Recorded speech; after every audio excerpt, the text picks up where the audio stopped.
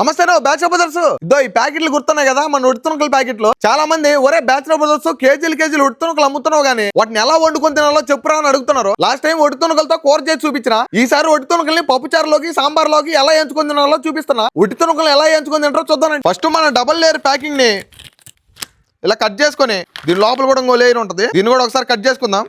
చూడండి మన ఉడుతునుకలు, ఈ ఒట్టితునకలు మసాలా ఒట్టితునకలు చూడండి ఎంత క్వాలిటీ ఉండయో. మన దగ్గర మసాలా ఒట్టితునకలు నార్మల్ ఒట్టితునకలు కూడా దొరుకుతాయి. ఈ చేతిలో ఉన్నది మసాలా ఒట్టితునకలు, ఇవి అయితే నార్మల్ ఒట్టితునకలు. రెండు చూడండి క్వాలిటీ ఎంత బాగున్నాయో. ఇప్పుడు ఈ రెండింటి కలిపేసుకుని రెండు వండుకొని తినేద్దాం. ఒట్టితునకలు ఇలాగే ఎంచుకొని తినొచ్చు, కాకపోతే మనం ఒకసారి కడుక్కొని ఎంచుకుందాం.